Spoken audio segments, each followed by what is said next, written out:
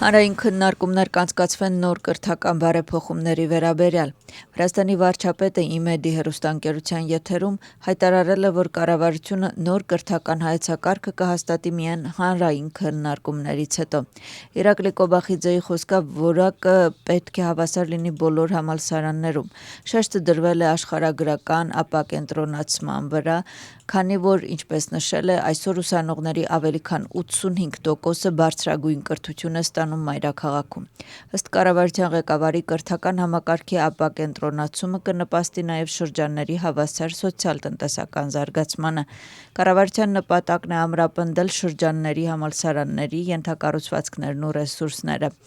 Բարեփոխումների առաջին փուլը ներառում է համակարգի վերակազմակերպում, կադրային համակարգի ճշգրտում և դա արդեն կիրականացվի մինչև հաջորդ ուսումնական տարին։ Իրակլի Կոբախիձեն խոսել է նաև դպրոցներում 12-րդ դասարանի հարցի մասին։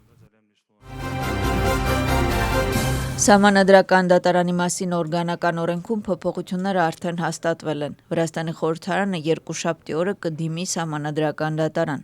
Օրենսդիր մարմինը նախաձեռնությունը քննարկել է արագացված կարգով։ Սահմանադրության սկզբունքները խախտող քաղաքական կուսակցությանը և կոնկրետ անձանց կարգելվի կուսակցական գործունեություն ծավալել, քաղաքական պաշտոն զբաղեցնել ու ընտրելու իրավունք ունենալ։ Վրացական երազանքի կողմից ներկայացված սահմանադրական հայցը արգելքով սպառնում է ընդհանուր առմամբ 10 կուսակցությանը, ազգային շարժումից բացի, թե ովքեր կընդգրկվեն ցուցակում, կպարզվի իշխող կուսակցության կողմից Սահմանադրական դատարան դիմելուց հետո։ Այսօրվանից ուժի մեջ է մտնում վարչական իրավախախտումների և քրեական օրենսգրքերի փոփոխությունները։ Երեկ Վրաստանի խորհրդարանը երրորդ ընթերցմամբ հաստատել է փոփոխությունները։ Օրենսդրական փաստաթղթի համաձայն բողոքի ցույցերի հետ կապված իրավական կանոնները դառնում են ավելի խիստ։ Ցույցի մասնակցի կողմից ճանապարհի անօրինական փակումը, դիմակ կրելը, արդյունքաբեր գազ կամ թունավոր նյութեր պահելու կամ ժամանակավոր կառույց ստեղծելու հենց առաջին դեպքը կհանգեցնի 15 օրյա վարչական կալանքի, իսկ կրկնելը 20-օրյա վարչական կալանքի։ Ընդդիմությունը փոփոխությունը գնահատում է որպես ավտորիտարիզմի քայլ և այն անվանում է հակասահմանադրական։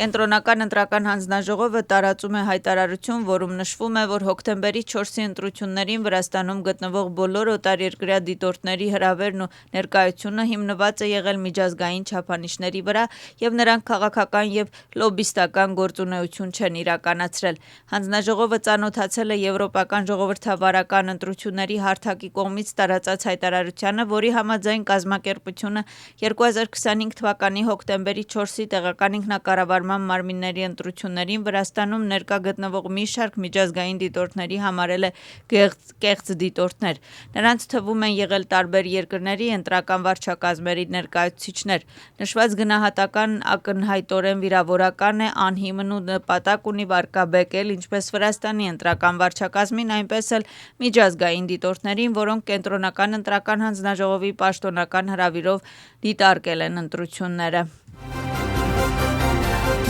Տեխնիկական համալսարանի գործող ռեկտոր Դավիթ Գուրգենիձեն պահանջում է հետաքննություն սկսել 22,000 քառակուսի մետր տարածքի և դրա վրա գտնվող շենքերի Գյուլի Ալասանյային փոխանցման վերաբերյալ։ Նա դատական հայց է ներկայացրել գլխավոր դատախազություն և պահանջել բռնագրավել նշված գույքը։ Դավիթ Գուրգենիձեի խոսքով անհրաժեշտ է նաև որոշել այս տարիների ընթացքում համալսարանին պատճառած վնասը և որ այդ գումարը պետք է վերադարձվի ուսանողներին։ Նրա պարզաբանմամբ տարածքի անօրինական բռնագրավման գործընթացը տևել է մի քանի տարի, իսկ վերջնականապես ձևակերպվել է 2008 թվականին։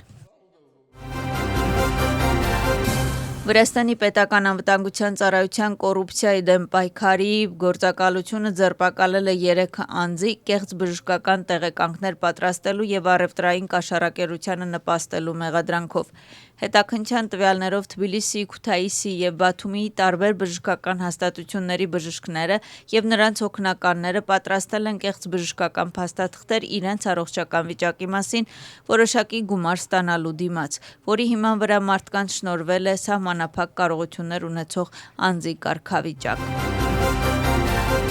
Երեք անձ ձերբակալվել է առևտրային կաշառակերության ու կեղծ պաշտոնական փաստաթղթեր պատրաստելու եւ տրամադրելու մեղադրանքով։ Ֆինանսների նախարարության քննչական ծառայության աշխատակիցները Սամեգրելո Զեմոսվանեթի շրջանային դատախազության հետ մեկտեղ իրականացրել են օպերատիվ հեղետախուզական միջոցառումներ։ Հետաքննությունը պարզել է, որ մեղադրյալները աշխատել են որպես տեսուչներ Փոթիի քաղաքում գտնվող տեխնիկական զննման կենտրոններից մեկում։ Գումարի դիմաց նրանք դրական փաստաթուղթ են տրամադրել տեխնիկապես անսարք տրանսպորտային միջոցների համար։ Պատիժը նախատեսում է 2-ից 4 տարի ժամկետով ազատազրկում։